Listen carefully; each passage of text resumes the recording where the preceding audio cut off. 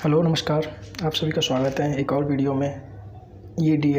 इस वीडियो में हम जानेंगे 2021 बैच के प्रथम सेमेस्टर के द्वितीय पेपर शिक्षण अधिगम के सिद्धांत जो कि आज हुआ है। इस पेपर के बारे में आज हम चर्चा करेंगे। आखिर इस पेपर में किस तरह के प्रश्न आए हैं। इस पेपर का पैटर्न भी पिछले पेपर की तरह है। 15 प्रश्न बहुविकल्पी, 15 प्रश्न अति लघु उत्तरी, 10 प्रश्न लघु उत्तरी।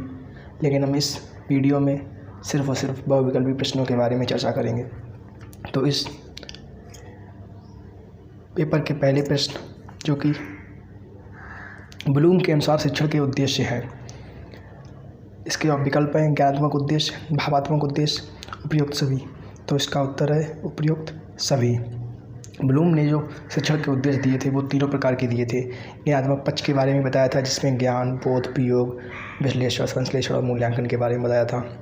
भावात्मक पक्ष में ग्रहण करना, अनुक्रिया, उन्मूलन, विचारना, व्यवस्था या चरित्र निर्माण, इसके बारे में बताया था।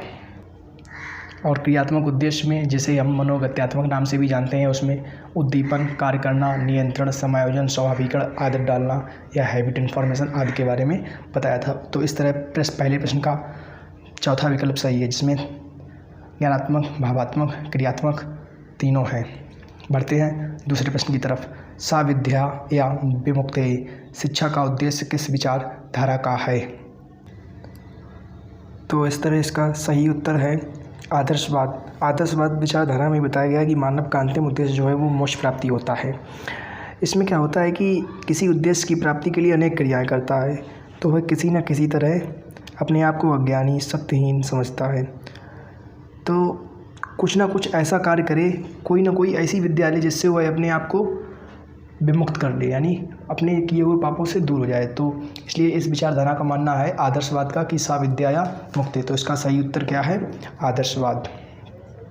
इसका सही उत्तर है आदर्शवाद।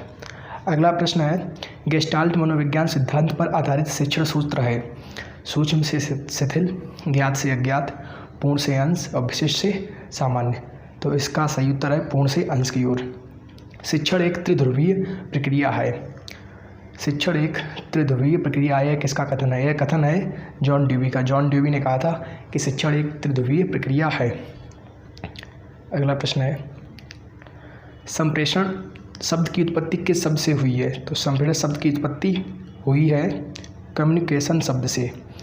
लैटिन भाषा का कौन शब्द है? कम्युनिकेशन, उससे संप्रेषण शब्द की उत्पत्ति हुई है। संप्रेषण कितने प्रकार का होता है? संप्रेषण 2 प्रकार का होता है। अगला प्रश्न है, प्रोजेक्ट पद्धति के जन्मदाता हैं।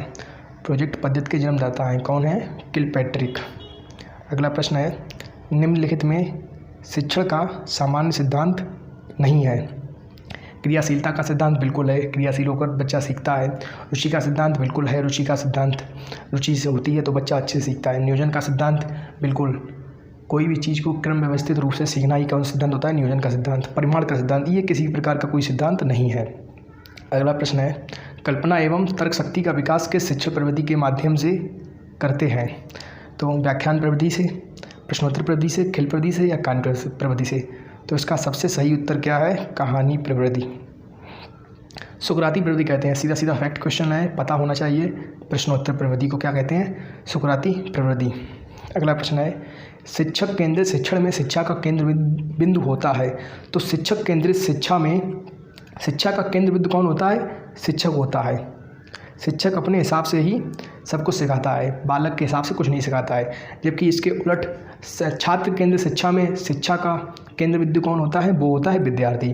तो प्रश्न नंबर 11 का सही उत्तर है शिक्षक। अब बढ़ते हैं प्रश्न नंबर 12 की तरफ। सूक्ष्म शिक्षण पद्धति के जन्मदाता हैं कौन है?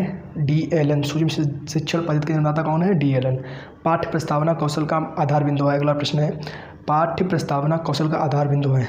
पाठ्यक्रम नहीं, परिवार नहीं, पाठ नहीं, पूर्व ज्ञान। जी हाँ, पूर्व ज्ञान ही कौशल का क्या है? आधार बिंदु है। व्याख्यान विधि में छात्र बने रहते हैं।